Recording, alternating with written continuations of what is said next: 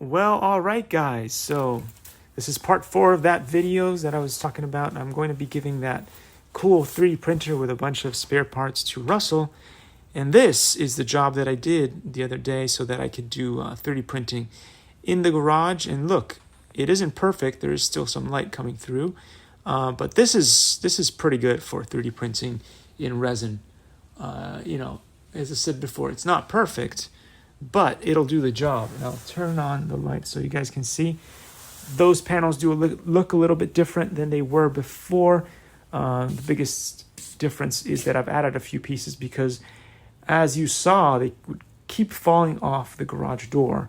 So I just needed to put some extra bits to create some support there. And now that they are better supported, they're not as likely to fall off, which is why they lasted overnight. However, Likey